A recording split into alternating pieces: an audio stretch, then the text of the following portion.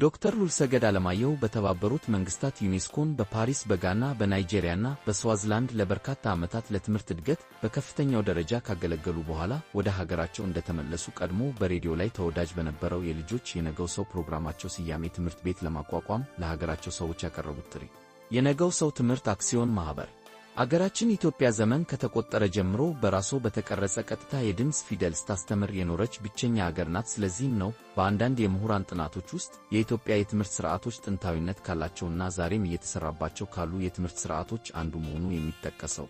ሃይማኖታዊ ይዘቱ ዘመናዊውን የሳይንስና የቴክኖሎጂ ሐሳቦች ለማስተናገድ ባያስችለውም የኢትዮጵያ የትምህርት ሥርዓት ጥልቀት ያለው እጅግ ውስብስብና ብዙ የምርምር ሥራዎችን የያዘ መሆኑ የታወቀ ነው።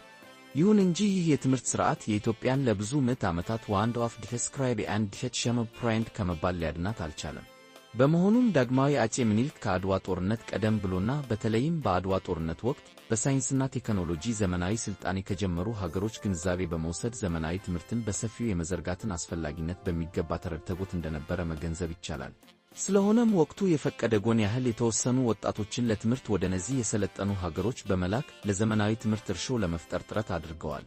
የነበሩበት ዘመን ተጨባጭ ሁኔታ አላገዛቸውም እንጂ ዳግማዊ አፄ ምኒልክ ጥቂት ወጣቶችን ወደ ውጪ ከመላክ በተጨማሪ በሀገርም ውስጥ ሰፊ ተሳትፎ የነበረው የትምህርት አቅርቦት መዘርጋት ጀመሩ። በዚሁም መሰረት በ1886 ዓመተ ምህረት የትምህርት አዋጅ አውጥተው ነበር።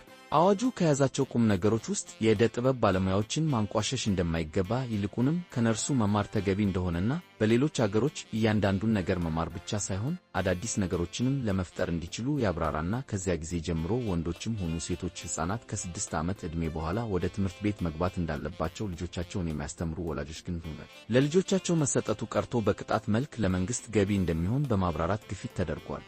ከዚያም በኋላ ንግሥት ዘውዲቱ በ1914 ባወጡት የትምህርት አዋጅ ልጁን ንባብና ጽሕፈት ያላስተማረ ወላጅ 50 ብር መቀጫ ለቤተ ክርስቲያን እንዲከፍልና ገቢው ለነዳያን እንዲሰጥ፣ የገጠር መሪጌታም በሌላው ሥራው ላይ በመደረብ የቤተ ክርስቲያናቱ የአካባቢውን ሕፃናት እንዲያስተምር ባያስተምር ግን ሹመቱን እንዲነጠቅ አስነግረው ነበር። እነዚህ አዋጆች በነበሩት የተማረ የሰው ኃይል እጥረትና ባህላዊ ኢኮኖሚያዊና ማኅበራዊ ችግሮች የተጠበቀውን ያህል ውጤት የሰጡ አይመስልም። ከአዋጆቹ ይልቅ ለዘመናዊ ትምህርት መነሻ የሆነውና ለተለያዩ ዘመናዊ የትምህርት ፕሮግራሞች መጀመር መድረክ የፈጠረው በ1900 ዓመተ ምህረት የተመሠረተው የዳግማዊ ምኒልክ ትምህርት ቤት ነው። ኢትዮጵያ ከሰሃራ በታች ካሉት የአፍሪካ አገሮች ለብዙ ምዕተ ዓመታት ነፃነቷን ጠብቃ የቆየች የራሷ ፊደልና በጽሑፍ የሚሰራባቸው ቋንቋዎች ያሏት ብቸኛ አገር ሆና ሳለ በአንጻሩ ማይምነት የሰፈነባትና በትምህርት ተሳትፎም ብዙ ያልገፋች መሆኗ የብዙ ሃይማኖታዊ፣ ባህላዊ፣ ኢኮኖሚያዊ፣ ማኅበራዊና ፖለቲካዊ ምክንያቶች መስተጋብር ነጸብራቅ መሆኑ ይታወቃል። ነገር ግን ጥልቀት፣ ስፋትና ተገቢነት ያለውን ትምህርት በአጭር ጊዜ ማዳረስ የሚቻልባቸውና የተለያዩ አማራጮች ያሏቸው አስተማማኝ ስልቶች ተቀይሰው ተግባራዊ ካልሆኑ የምርታችን ማደግ በምግብና በሌሎችም ፍጆታዎቻችን ራሳችንን የመቻላችን ሁኔታ አገራችንን አስተማማኝነት ባለው የግንባታ ስልት የመምራት ሂደታችን ብሎም ነፃነታችንን አስከብረን ለመኖር መቻላችን የሚያጠይቅ ይሆናል። የማዕከላዊ ስታቲስቲክስ ባለስልጣን መረጃዎች እንደሚያመለክቱት በመውለጃ የዕድሜ ክልል የሚገኙ ኢትዮጵያውያን በአማካይ 7.7 ልጆች በሚወልዱበት፣ የኢትዮጵያ ሕዝብ በአማካይ በዓመት በ3.2 በመቶ በሚያድግበት፣ የኢትዮጵያ የመሬት ስፋት ከአፍሪካ አህጉር መሬት 3.8 በመቶ ብቻ የያዘ ሆኖ ሳለ ሕዝቡ ግን 7.8 በመቶ በደረሰበት ወቅት ላይ ነው። በአንጻሩ ደግሞ የሀገሪቱ የተፈጥሮ ሀብት ደኑ፣ አፈሩ ወዘተ እየተመናመነ የበረሃማነትም የአየር ጠባይ አድማሱን እያሰፋ በመሄድ ላይ መሆኑን እንገነዘባለን። እነዚህን አሳሳቢ ክስተቶች ለመቋቋምና የተጽዕኖ አድማሳቸውን ለመቀነስ በየመስኩ የሚደረጉትን እንቅስቃሴዎች በመደገፍ ረገድ የምናደርገው አስተዋጽኦ እንዳለ ሆኖ ለትምህርት የምንሰጠው ትኩረት በጣም የጎላ ሊሆን ይገባል። የዓለም ባንክ እንደ አውሮፓውያን አቆጣጠር በ1989 በሰጠው ትንበያ ከሰሃራ በታች ያለው የአፍሪካ አህጉር ሕዝብ በ2010 ዓመተ ምህረት ከ13 ዓመት በኋላ ማለት ነው ከ1 ቢሊዮን እንደሚያልፍና አገሮቹም ሕዝቦቻቸውን ለመመገብና ለሰራተኛው የሥራ መስክ ለመክፈት እንዲሁም የትምህርት አገልግሎት ለመስጠት በጣም አዳጋች እንደሚሆን ብቻ አንቷል። ይህ ሳይንሳዊ መረጃዎችን በመንተራስ የተሰጠ ትንበያ ኢትዮጵያን በጣም ሊያሳስባት የሚገባ ነው። ከክርስቶስ ልደት 500 ዓመታት ቀደም ብሎ የኖሩና ከዋንዙ የተባሉ የቻይና ገጣሚ ትምህርት የረጅም ጊዜ ኢንቨስትመንት መሆኑን፣ ኢንቨስትመንቱ ግን በብዙ እጥፍ እንደሚከፍል ሲያስረዱ፣ ስለ 1 ዓመት የምታስብ ከሆነ እህል ዝራ፣ ስለ 10 ዓመት የምታስብ ከሆነ ዛፍ ትከል፣ ስለ 100 ዓመታት የምታስብ ከሆነ ሰውን አስተምር። እህል በመዝራት 1 ጊዜ ታመርታ፣ ዛፍ በመትከል 10 እጥፍ ታመርታለህ፣ ሰውን በማስተማር ግን 100 እጥፍ ታመርታለህ ብለው ነበር።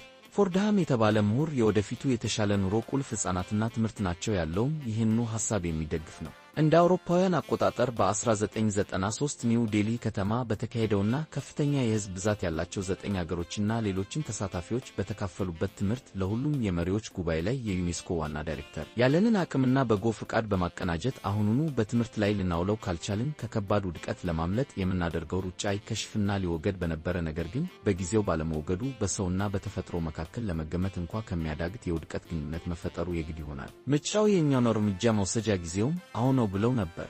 ይህ የሚስተር ፌዴሪኮ ማዮር ንግግር ይዘት እያንዳንዳችንን በግል ሁላችንንም በጋራ የሚመለከተንና የሚያሳስበን ነው። ብዙ ምሁራን እንደሚሉት ልማት በመጀመሪያ የሚከናወነው በሰው አእምሮና ልቦና ውስጥ ነው። እውነተኛ ልማት መካሄድ የሚችለው በግለሰቡ በዛም ሲል በማህበረሰቡ ውስጥ ተከማችቶ ያለው ችሎታ ተፈልቆ መውጣት ሲችል ነው። ዋናውና የሚያልቀው የልማት ምንጭ የማህበረሰቡን አባላት ድብቅ ችሎታ ፈልቆ በማውጣት ችሎታቸውን እንዲያውቁት በማድረግና ተፈጥሮን የመገንዘብና የመግራት አቅማቸውን ማሳደግ ሲቻል ነው። ይህንን እምቅ ኃይል ወይም ፖቴንሻል ፈልቆ ማውጣት የሚቻለው ደግሞ በትምህርት መሆኑ ይታወቃል። ይህንኑ ሐሳብ በማጠናከር እንደ አውሮፓውያን አቆጣጠር በ1985 ፓሪስ ላይ የተካሄደው ዓለም አቀፍ የጎልማሶች ትምህርት ጉባኤ የትምህርትን ወሳኝነት ሲዘርዝር የመማር መብት ለሰው ልጅ ሕልውና መተኪያ የሌለው መሳሪያ ነው።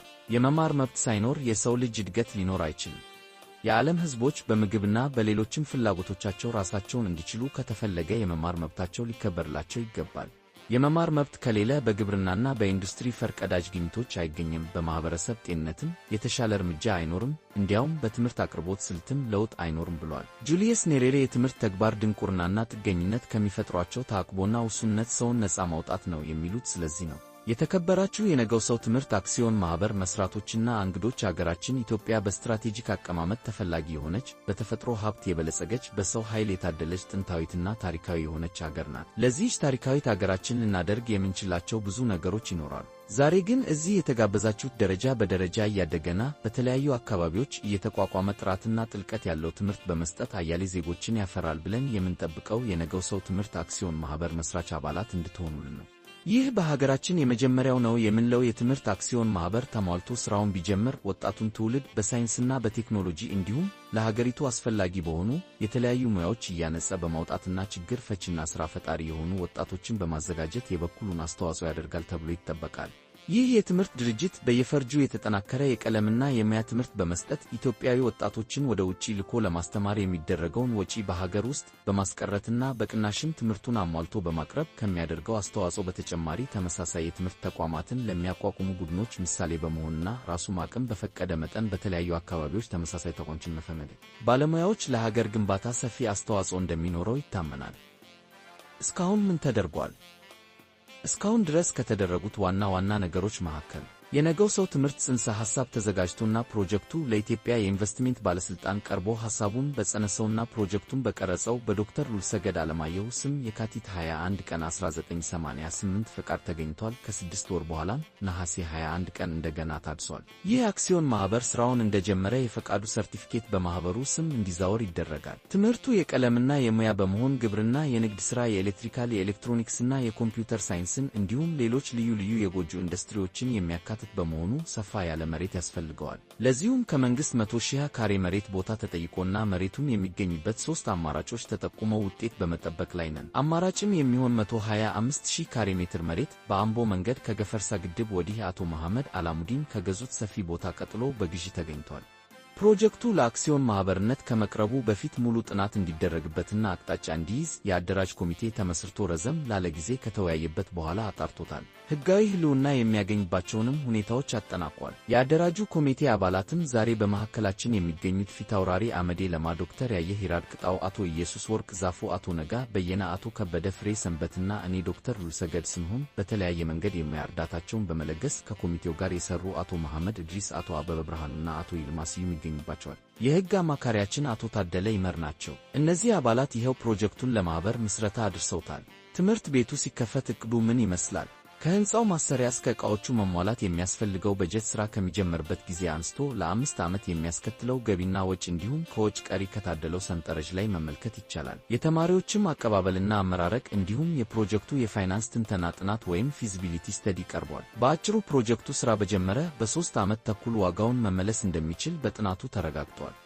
እንደምትመለከቱት የዕቃዎች ባጀት ከፍ ብሎ ይታያል። ምክንያቱ ለሚያስፈልገው የጥራትና ሙያ ነክ ስልጠና ማስተማሪያ የሚሆኑ ዕቃዎች ስለተካተቱበት ነው። ትምህርት ቤቱ አዳሪና ተመላላሽ በመሆኑም ቤታቸው እየኖሩ ለሚመላለሱ ተማሪዎች በመጠነኛ ክፍያ ትራንስፖርት ማግኘት እንዲችሉ አውቶቡሶች በእቅድ ተይዘዋል። በመምህራን በኩል የዘላለም መምህራን ማህበር አባል ከሚል ስር የሚጠቃለሉ የብዙ ጊዜ የመምህርነት ልምድና ፍቅር ያላቸው ለልጆችና ለወጣቱ እንክብካቤ በመስጠት የታወቁ የሀገር ውስጥ መምህራን በጥንቃቄ እየተመረጡ ይቀጠራሉ።